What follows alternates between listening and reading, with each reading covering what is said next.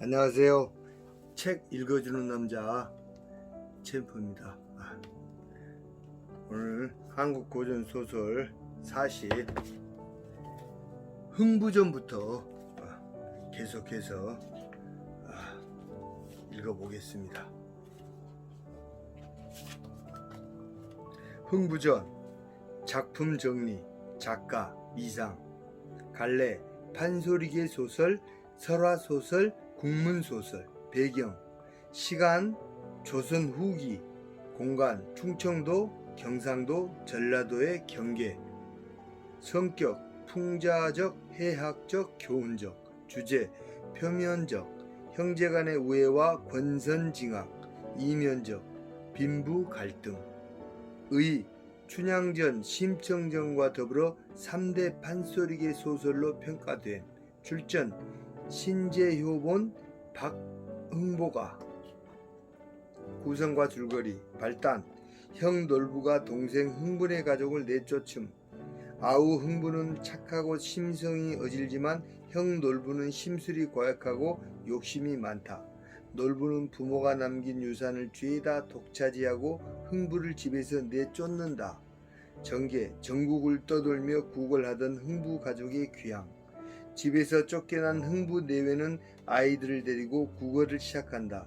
그러다가 결국 고향 근처로 돌아오고 흥부는 쌀을 구걸하러 놀부를 찾아가지만 매만 맞고 돌아온다.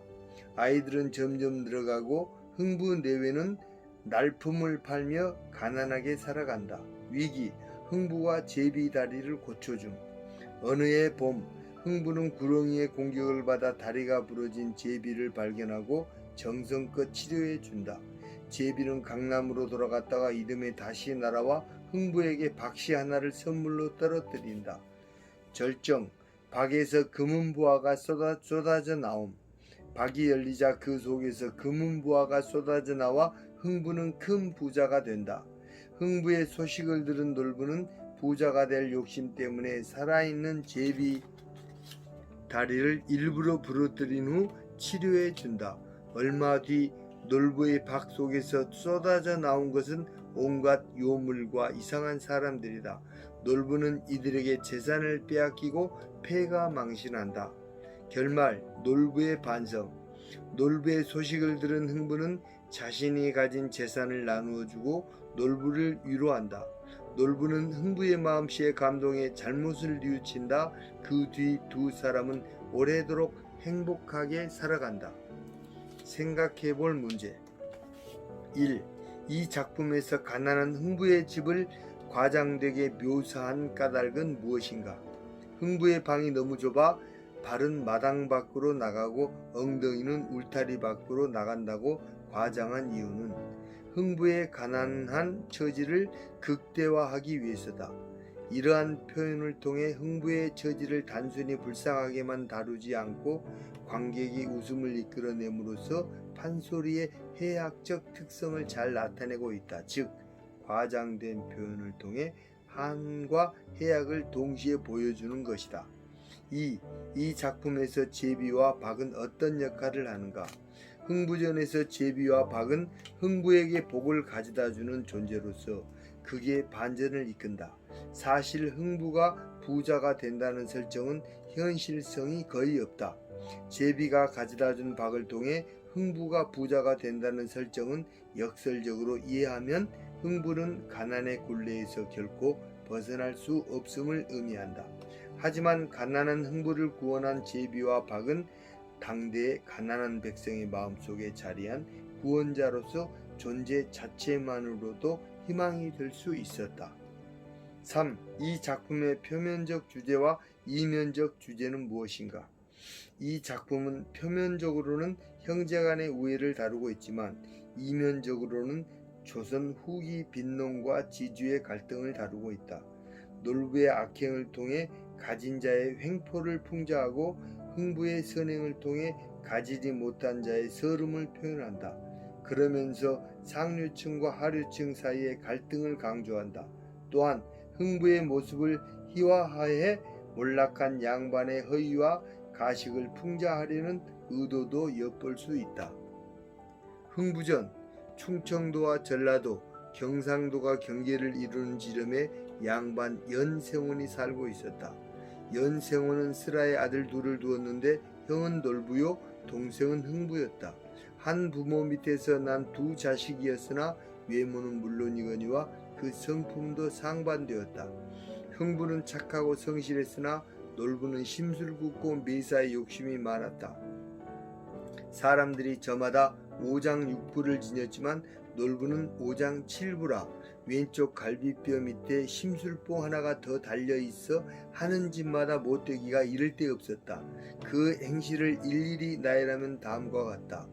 남의 선산에 묘지 쓰기, 초상집에서 노래하기, 남의 노적, 곡식 따위를 한대에 수북이 싸움, 노적에 불 지르기, 가뭄 농사에 물고 빼기, 불난 곳에 부채질하기, 길 가운데 구덩이 파기, 외상술값에 억지 쓰기, 소경옷에 똥칠하기, 잠든 사람에게 뜸질하기, 달리는 사람에게 발 걸기, 거린 보면 자루 찢기, 상인 잡고 춤추기, 여승 보면 희롱하기, 새 초분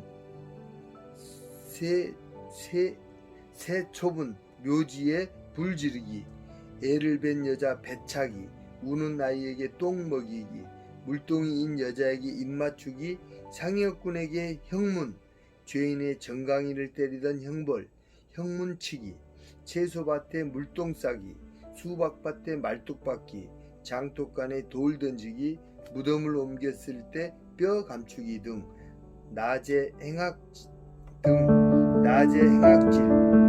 모질고 나쁜 행동, 행악질하는 것도 모자라 밤에는 도적질을 일삼으니 그 흉악하기가 이를 데 없었다. 형 놀부와 반대로 흥부는 마음씨가 착하고 선량해서 동네 사람들의 칭찬이 자자했다. 흥부의 행적을 나열하면 다음과 같다.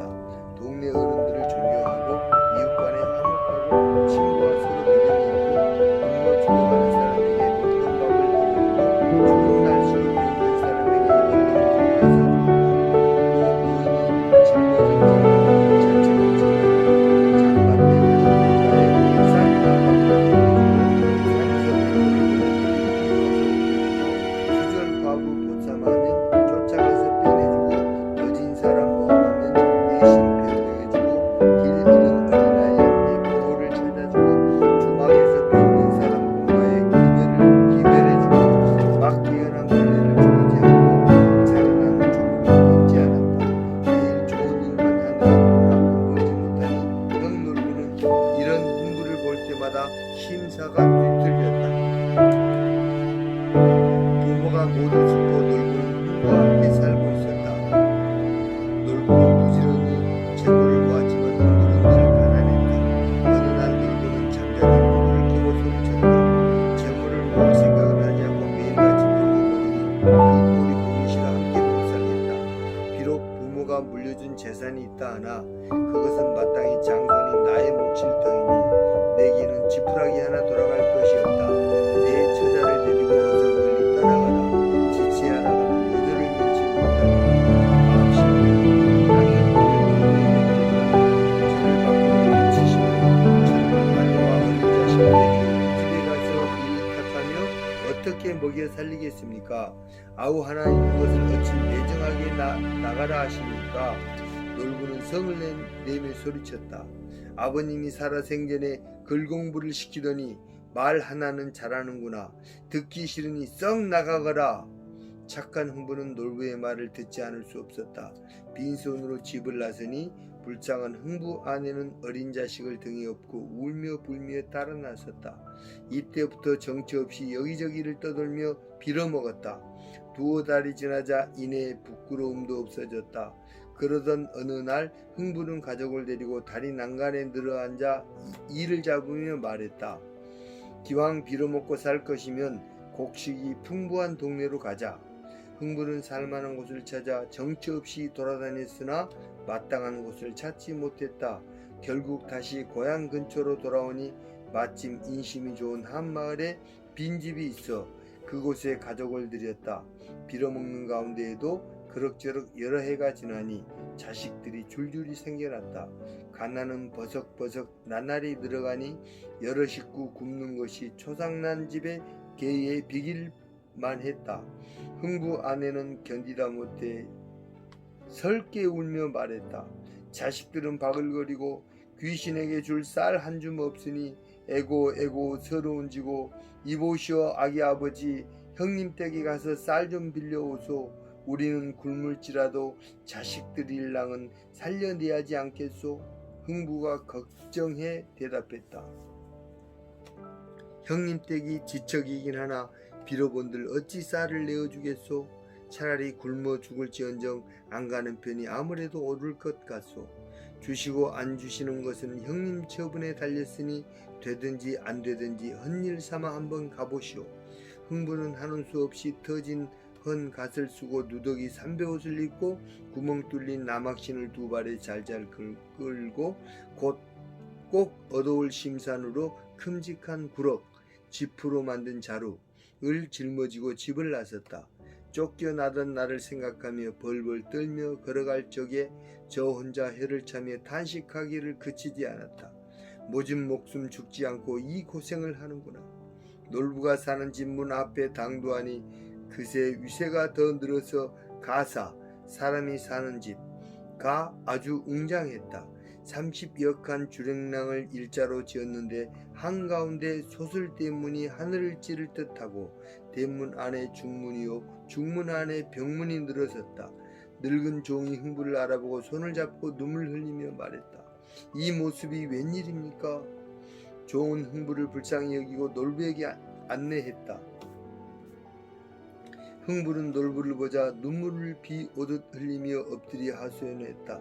자식들이 굶어 죽어 갈 판이라 불고염치하고 이렇게 형님을 찾아왔습니다. 부디 형제간의 우애를 생각해서 쌀섬을 내려주십시오. 봄이 되면 부지런히 일에 갚겠습니다. 놀부는 흥부의 얘기를 듣고 매우 못마땅한 얼굴로 말했다. 어디서 보았더라. 당최 알 수가 없군. 흥부는 서러움에 눈시울을 붉혔다. 갑술년에 집 나간 흥부입니다. 동부 동모 친형제로 이름자 학렬해 형님 함자는 놀자 부자이고 아우 이름은 흥부라 하는 것을 벌써 잊으셨소. 놀부는 버럭 화를 내며 소리쳤다. 이놈 왜 다시 찾아왔느냐. 썩 사라져라. 형님 제발 살려주십시오. 흥부는 두 손을 비비면서 꿇어 엎드려 슬피 울었다. 놀부는 속으로 재빨리 생각했다. 저놈이 달래서는 안 갈 테고 쌀을 준다면 나중에 또 올 테니 죽으면 굶어 죽지 맞아 죽을 생각은 없이 하는 것이 옳다. 놀부는 단단한 몽둥이 하나를 들어 사정없이 흥부를 내리쳤다. 이놈 여기가 어디라고 기어들어와 장깨를 부리느냐. 조금만 지체했다가는 잔뼈도 추리지 못할 테니 어서 가라. 다시 몽둥이를 번쩍 쳐더니 흥부는 제 형의 성미를 잊기 하는지라. 너무 노여 마옵시고 평안히 계시옵소서. 못난 동생은 가옵니다.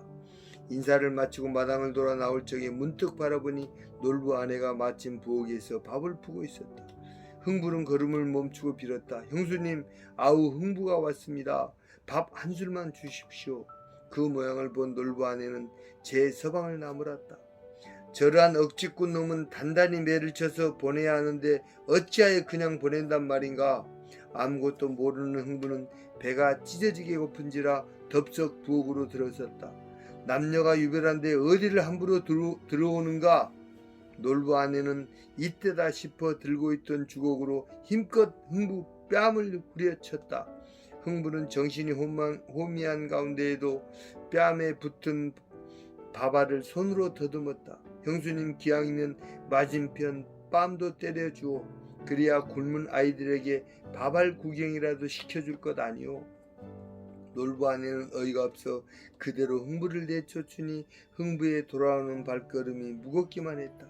아무것도 모르는 흥부 아내는 여러 날 굶은 흥부를 형네 집에 보내놓고 동리 어귀에 나가서 눈이 빠지게 기다렸다. 25이나 되는 자식들에게 쌀밥 먹일 생각을 하니 절로 마음이 흐뭇했다. 마침내 흥부가 나타나니 아무도 살펴도 빈손이고 빈몸인지라 기대는 한순간에 허물어지고 줄인 배는 더욱 찢어지는 듯했다. 흥부의 몰골을 보고 흥부 아내는 깜짝 놀라 물었다. 이게 도대체 웬일입니까? 얼굴은 또 왜 그 모양이요? 흥부는 거짓으로 꾸며 대답했다. 형님은 나를 보고 크게 반기셨소. 좋은 술과 더운 밥을 착실히 먹인 후에 쌀 단말과 돈 성냥 썩 내주시기에 쌀 속에 돈을 넣어 오장치, 지프로 만든 배낭, 오장치에 묶어가지고 오지 않았겠소? 그런데 이 너머 깊은 꼴에 도적 두 사람이 몽둥이 갈라쥐고 솔밭에서 왈칵 나와 볼기짝 때리면서 약탈하니 하는 수 없이 빈손으로 돌아왔소. 그러니 형님 원망일랑 마시오. 흥부 아내가 그 말을 믿을 리 없었다. 그렇다고 해도 내가 알고 저렇다고 해도 내가 알지. 하나 있는 동생을 못 본 지가 몇 해인데 오늘같이 추운 아침에 형 보자고 간 동생을 이리 내친단 말이오. 이제 무슨 수로 자식들을 먹이고 입히는고. 물을 길어 팔아보리오. 바느질품을 팔아보리오. 아니면 나가서 술장수를 해보리오. 흥부가 펄쩍 뛰었다. 죽었으면 죽었지 술장수가 웬 말인가. 품은 내가 팔겠소. 자네는 집에서 채소밭이나 가꾸고 자식들이나 잘 길러내소.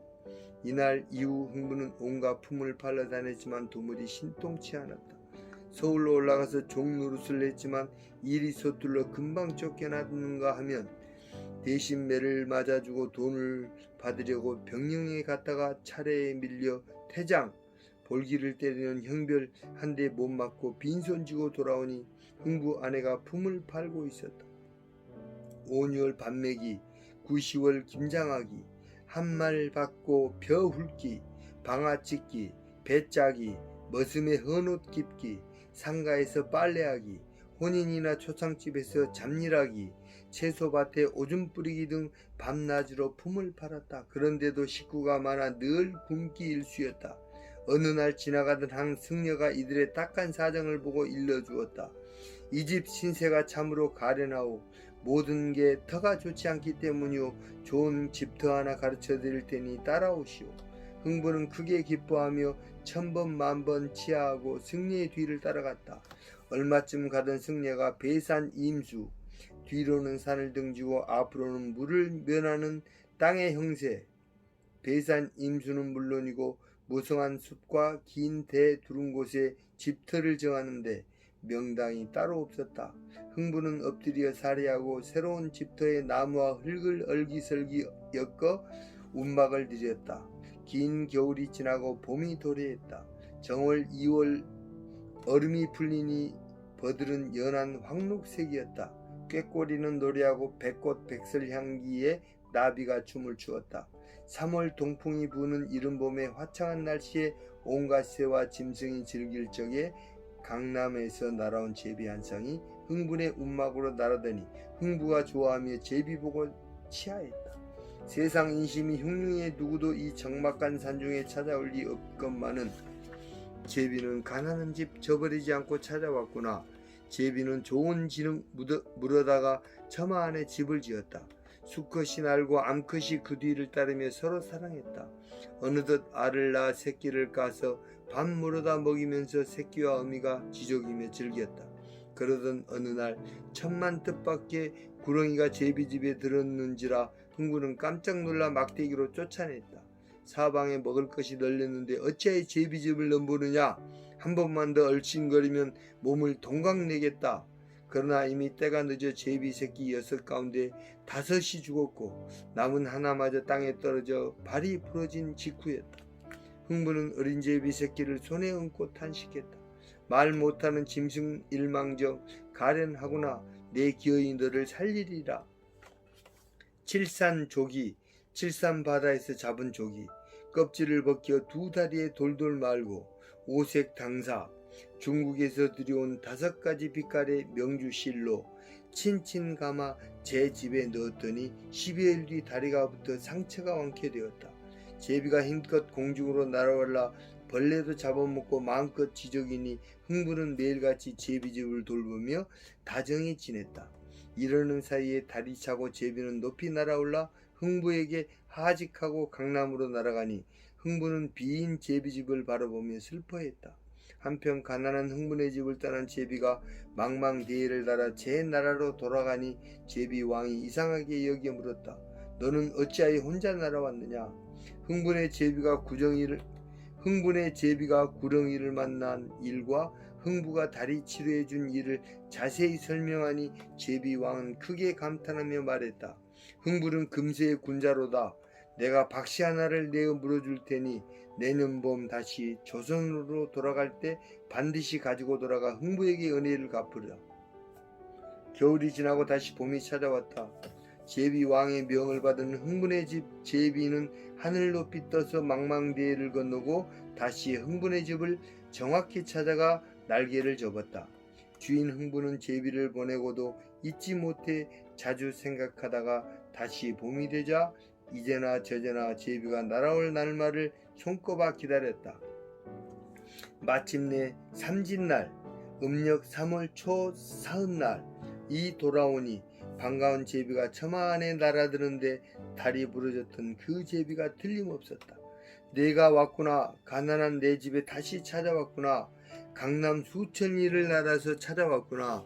덩실덩실 춤을 추며 반기는 중에 제비가 입에 물었던 것을 흥부 앞에 툭 떨어뜨렸다. 흥부는 집어들고 아내를 급히 불렀다. 이보시오. 빨리 와서 이걸 보소. 제비가 뭘 물어왔소. 흥부 아내가 즉각 달려와 보고 반갑게 물었다. 이건 박씨가 아닙니까? 흥부 아내는 흙과 재를 잘 섞어 정성껏 박씨를 심었다. 얼마 지나지 않아 싹이 트는 것을 보니 박이 틀림없었다. 차츰 순이 뻗어가고 나뭇가지를 꺾어 지붕 위로 길을 트니 화창한 바람과 단비 내리는 호시절에 밤낮으로 무성해 삿갓 같은 넓은 잎이 온 집을 덮었다.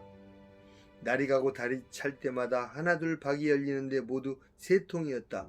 보통 박보다 더욱 크게 자라니 흥부 내우는 기뻐 어쩔 줄 몰랐다. 그 사이 8월 추석이 닥쳤으나 흥분의 가난한 살림은 여전하니 어느 날 흥부와 아내는 박을 앞에 두고 의논했다. 명절이 닥쳐도 차릴 음식이 없으니 어쩌겠소. 우리 저 박을 타서 속은 지져 먹고 껍질은 내다 팔아 쌀을 얻읍시다.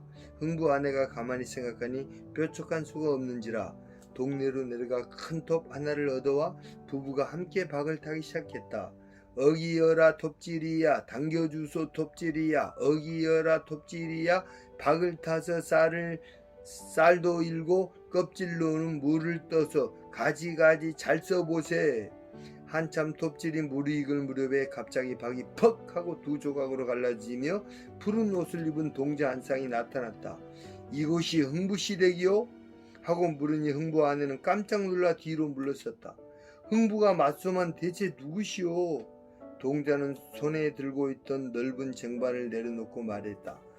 흥부씨의 지극한 덕화가 금수까지 미쳐 몇 가지 약을 보내시니 백옥병에 담은 것은 죽은 사람을 되살아나게 한다는 환원주요. 밀화 접시에 담은 것은 소경이 먹으면 눈이 밝는 계안주요. 호박 접시에 담은 것은 벙어리가 먹으면 말을 잘하는 개언초요. 산호 접시에 담은 것은 귀 막힌 이가 먹으면 귀 열리는 벽이롱이요.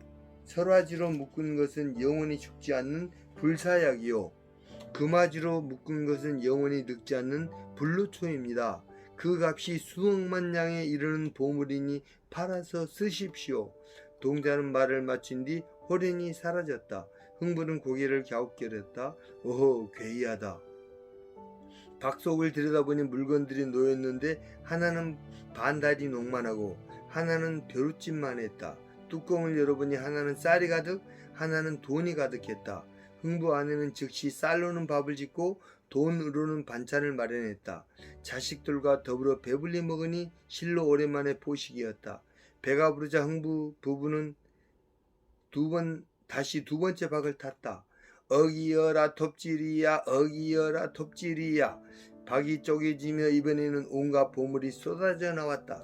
아름다운 비단과 옷가지, 자개함과 농, 화려한 문방구며 책과 지물, 온갖 지물이 가득했다. 흥부와 아내는 좋아서 어쩔 줄 몰라 했다. 흥부가 크게 웃으며 아내에게 하는 말이 이번에는 또 무엇이 들어있을까? 남은 한 통도 톱질하세 하고 슬근슬근 탁 타 놓으니 천만 뜻밖의 여인 하나가 아리따운 맵시를 하고 나오는데 눈부시게 고왔다. 여기가 흥부 시댁이요? 흥부는 깜짝 놀라 엎드려 절하며 물었다. 그렇소만 그대는 누구시오? 여인이 대답했다. 놀라지 마옵시고 제 말씀 들으십시오. 강남국 제비왕의 명을 받들어 그대의 부실이 되고자 왔나이다. 첩! 부실, 첩! 흥부는 놀라 입을 다물지 못했다. 어느 틈에 박동 속에서 남녀노비와 집짓는 목수들이 꾸역꾸역 쏟아져 나와 땅을 닦고 나무와 흙으로 벽을 만들어 기와를 올리니 금세 기와집 수천 칸이 만들어졌다. 늘어섰던 남녀 종들이 박 속에서 나온 온갖 재물을 집으로 옮기자 순식간에 마당이 정리되었다. 원채에는 아내, 별 땅에는 양귀비를 두고 안팎 사랑 10여 채며 사면 행랑의 노속, 종의 신분을 가진 사람, 노속들과 사람이 몰려들어 손님이 가득하니 매일같이 집 안팎이 시끌시끌했다. 흥부가 졸지에 벼락부자가 되었다는 소문은 꼬리에 꼬리를 물고 이어져 마침내 놀부의 귀에 들어갔다. 놀부는 그 소식을 듣고 가만히 생각했다.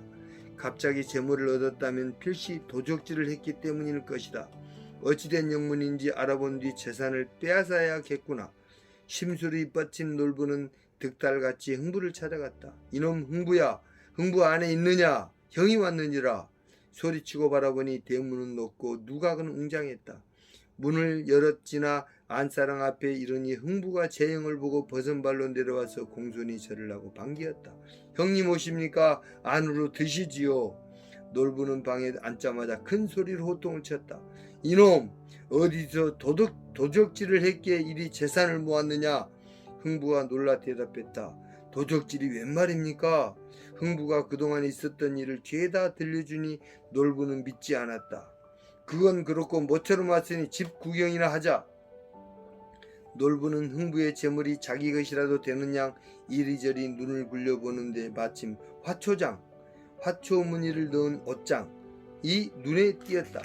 형제 좋다는 게 무엇이냐? 내 것이 내 것이고 내 것이 또 내 것이 아니냐? 저 옷장을 내가 가져가겠다. 나를 다오. 말을 마치고 지게를 내어 화초장을 지고 나오는데 하인을 붙여준다고 해도 행여 빼앗길까 뒤뚱거리며 지고 오기를 마다하지 않았다.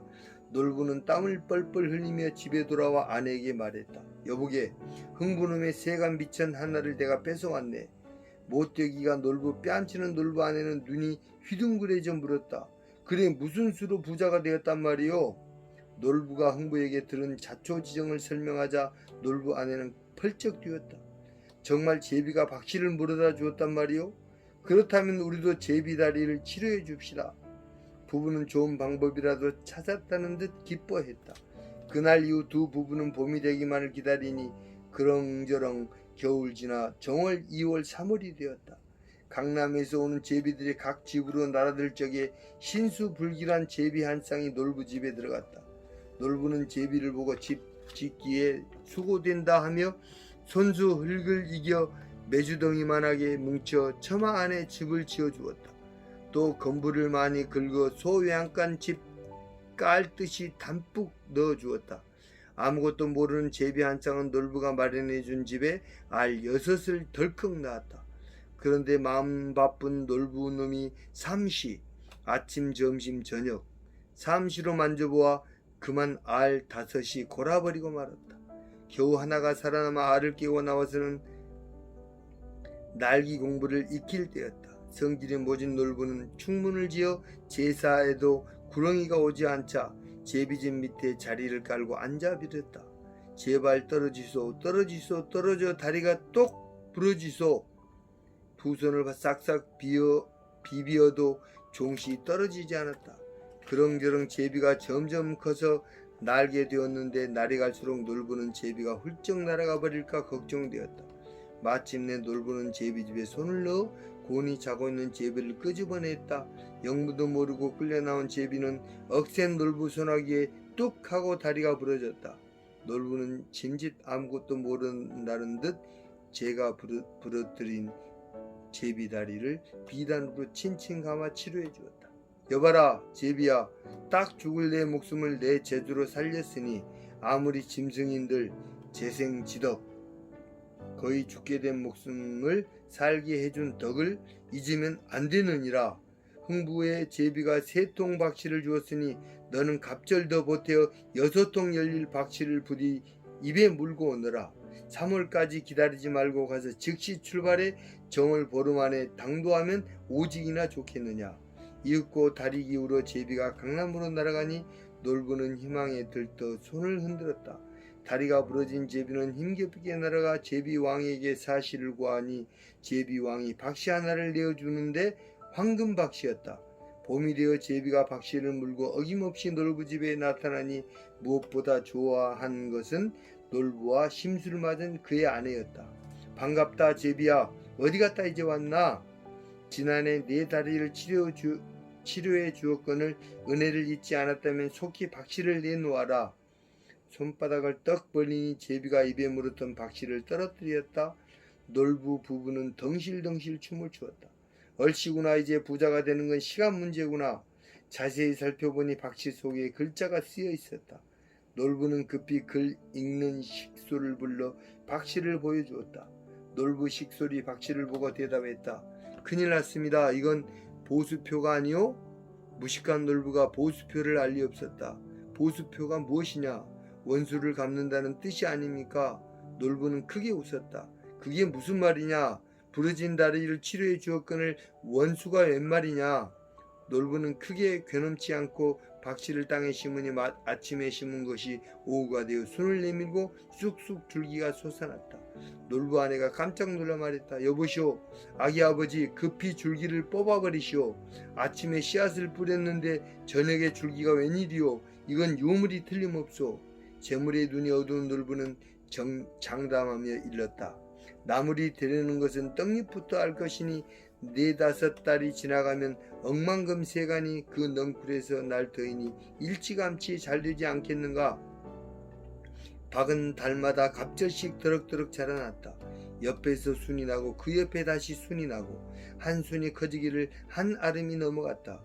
어디에다가 턱 걸치면 모두 다 무너졌는데 사당에 걸치면 사당이 무너져 신주 죽은 사람의 유패가 깨지고 곳간에 걸치면 곳간이 무너지고 온 동네 집집마다 부지불각. 자신도 알지 못하는 사이에 턱 걸치면 무너지고 무너지면 값을 물어주었다. 그렁저렁 이렇게 든 돈이 3-4천냥이 넘었으나 놀부는 박을 탈 날만 기다리며 정성껏 보살폈다. 놀부의 극진한 보살핌 때문인지 커다란 박 10여 통이 열렸는데 박통을 보는 놀부 마음이 흐뭇했다. 마침내 놀부는 아내와 더불어 톱질을 시작했다. 어기여라 톱질이야 황금아 콸콸 쏟아져 나와라. 슬근슬근 톱질 중에 박통 문이 열리고 노인 한 사람이 나왔는데 차림 복색이 제법이었다. 놀부가 말했다. 흥부는 첫 통을 탈 때 동자가 나왔더니 내 박은 첫 통에서 노인이 나오는구나. 주머니마다 선약을 가득 담고 있겠지? 바삐 노인의 복장을 뒤지려 하는데 노인이 호통쳐 일렀다. 이놈 놀부야, 옛 상전을 모르느냐? 조선 왔던 제비편에 자세히 들어보니 너희 놈들 이곳에서 부자로 산다기에 불언 천리하고 나왔으니 내 처자 내 세간을 박통 속에 급히 담아 강남 가서 고공살이를 하라. 놀부가 듣고 간담이 서늘해져 서 있는데 박통 속에서 계속 힘센 장사들이 쏟아져 나와 놀부를 에워쌌다. 놀부는 이 광경을 보고 노인에게 엎드려 예걸했다. 아이쿠 잘못했습니다. 제발 살려주십시오. 노인이 소리쳤다. 내 놈 죄상을 생각하면 잡아다가 초당 앞에 말뚝에 거꾸로 매달고 대추나무 방망이로 2 발목 복사뼈 꽝꽝 때려가며 부려먹을 것이지만 잘못을 뉘우치니 3천냥 벌금을 물리는 것으로 끝내겠다. 3천냥이요? 구두쇠 놀부는 놀라 기절할 뻔했다. 노인과 장정들은 결국 돈 3천냥을 고스란히 챙겨 감쪽같이 사라졌다. 화가 머리끝까지 치민 놀부는 내친 김에 다시 2번째 박을 타기 시작했다. 어기여라 톱질이야 슬근슬근 박을 타니 10살 된 아이가 노란 머리카락에 창옷을 입고 박통 밖에 썩 나섰다. 놀부가 반겨 말했다. 오, 이번엔 동자가 틀림없구나. 30 넘은 노총각이 그 뒤를 따라 또 나오니 놀부가 더 반겨 말했다. 동자가 한 쌍이랬지. 그 뒤 사람들이 꾸역꾸역 나오는데 온갖 비렁뱅이들이 다 모인 듯했다. 놀부네 앞마당을 장이 열린 곳으로 알았는지 넓게 자리잡고 각 차비가 늘어서서 가야금 둥덩둥덩, 퉁소 소리 띠루띠루, 해적 소리 곱게 북장단에 건무추며 번개 쏘고 벼락 쏘고, 한편에서는 각설이패가 덩실덩실 춤을 추는데 놀부 내외는 정신이 하나도 없었다. 놀부가 보다못해 말했다. 저놈들을 집구석에 두었다가는 쌀아기 한 알도 안 남겠다. 결국 돈을 후하게 줘 밖으로 내보내는 방법밖에 없었다. 잡새꾼들을 보낸 후에 남은 박을 꺼내켜려고 하자 이제 겁이 덜컥 나는지라 주변에 있던 사람들도 이구동성으로 만류했다. 그만 타소! 이 박통 그만 타소! 삼도의 유명한 자네 형세 하루아침에 당진했으니 만일 이 통을 또 타다가 재앙으로 인해 생긴 병고 또 나오면 무엇으로 막아낼까? 필경 망심할 것이니 제발 그만 타소. 고집 많은 놀부는 가만히 머리를 굴린 끝에 말했다. 뺑칼을 도로 꽂는 것은 대장부의 할 일이 아닌지 무엇이 나오는지 끝까지 가보자. 놀부는 톱을 끌어당겨 다시 박을 타기 시작했다. 어기여라 톱질이야, 틀림없이 금은부하가 쏟아질 것이니 힘껏 박을 타세. 슬근슬근 박을 거의 타니 뜻밖에도 상해를 맨 사람들이 우르르 쏟아져 나와 다짜고짜 놀부를 관에 눕혔다. 무슨 짓들이냐? 놀부는 화들짝 놀라며 물었다. 그동안 지은 죄를 벌하고자 너를 데려가겠노라. 상해꾼들이 이구동성으로 대답했다. 아이고, 살려주십시오. 놀부는 이번에도 엎드려 빌지 않을 수 없었다. 살고 싶으면 돈 1만냥을 내놓아라. 그렇게 하면 빈 상해를 메고 가겠다. 이번에도 듣지 않을 수 없어 놀부는 고스란히 돈을 빼앗겼다. 세 번째 박도 네 번째 박도 마찬가지였다. 박을 탈 때마다 계속해서 각종 짐승과 유물, 요사스런 인간들이 쏟아져 나왔고 그때마다 놀부는 가진 재산을 내주어야 했다. 이러기를 9차례. 마침내 놀부는 마지막 박 한 덩이를 남겨놓았다. 이러다가 폐가 망신하겠소. 이제 그만합시다. 놀부 아내가 말렸으나 놀부는 기어이 마지막 박마저 타기 시작했다. 마침내 박이 열리고 천병백마가 물 끓듯이 나오는데 그 가운데 나오는 장수는 신장이 팔척이요 얼굴은 먹빛 같고 표범머리에 고래눈과 제비턱, 범의 수염, 형세는 닿는 빨리 달리는 말과 같고 황금투구 쇠자 갑옷, 돼지 가죽으로 미늘을 꿰어 만든 갑옷, 쇠자 갑옷을 입고 준마 위에 높이 앉아 장팔 사모, 긴 창 비껴들고 우레같은 큰 소리로 꾸짖었다. 이놈 놀부야! 늘어섰던 하인이며 구경꾼들이 깜짝 놀라 죄다 흩어졌다. 놀부 또한 정신을 잃고 박통 옆에 기절해 넘어졌다. 장수는 걸음도 당당히 마루로 올라가 분부했다. 놀부 놈을 일으켜 세워라. 군사들이 놀부의 고추상투, 늙은이의 조그만 상투를 비유하는 말, 덥석 잡아 나입, 죄인을 법정으로 잡아들인 하니 장수가 찌렁찌렁 소리쳤다. 욕심 많은 놀부야, 내 죄를 헤아리면 10,000번 죽어도 아깝지 않다. 천지의 중한 의가 형제밖에 또 있느냐? 한날 한시에 태어나지 않았어도 한날 한시에 죽는 것이 당연한 도리인데 내 놈은 어야의 동기박대를 그리 했느냐? 또한 날짐승 중에 사람 따르고 해 없는 게 제비로다. 내가 근본 생긴 모양 제비 턱을 가졌기에 제비를 사랑했는데 제비 말을 들어본 즉 생다리를 꺾었다니 그러한 몹쓸 놈이 어디에 또 있겠느냐? 내 당장 너를 죽여 그 흉악한 죄를 다스리고 싶으나 돌이켜 생각하니 죽은 자는 다시 살아날 수 없고 형을 받은 자는 다시 거느릴 수 없는 거로 목숨을 살려주니 이번은 개과하여 형제 우애하겠느냐. 놀부는 눈물을 뚝뚝 흘리며 손이 닳도록 빌었다. 장군님 말씀을 듣사오니 소인의 전후 죄상은 금수만 또 못하옵니다. 저의 목숨을 살려주시면 옛 허물을 다 고치고 군자의 본을 받아 형제간 우애하고 이웃과 화목해 사람 노릇할 때니 제발 살려주십시오. 장수는 비로소 고개를 끄덕였다. 네 말이 그러하니 너를 용서하겠다. 부디 개과 전전하라. 장수는 말이 끝남과 동시에 군사를 이끌고 호련히 자취를 감추었다. 한참 만에 놀부가 정신을 차리고 둘러보니 하인들을 맞아 뿔뿔이 흩어지고 집안에 남은 것이라곤 하나도 없었다. 놀부 내여가 땅을 치며 슬피 우니 그 곡소리가 흥부의 귀에까지 들어갔다. 형이 박을 타다가 배가 망신했다는 소식을 들은 흥부는 급히 달려와 제 형을 위로하고 가지고 있던 세간의 반을 떼어 놀부에게 주었다. 흥부가 지극정성으로 형을 대하니 놀부 또한 과거의 잘못을 뉘우치고 진심으로 동생에게 사과했다. 흥부 내외는 오래도록 장수하며 가난한 사람을 보살피니 사람들이 이구동성으로 그들의 덕을 칭송했다. 오늘 한국고전소설 40 흥부전까지 읽었습니다. 다음엔 토끼전부터 또 계속해서 읽어보도록 하기로 하고 오늘 여기서 마치겠습니다. 감사합니다. 또 뵙겠습니다.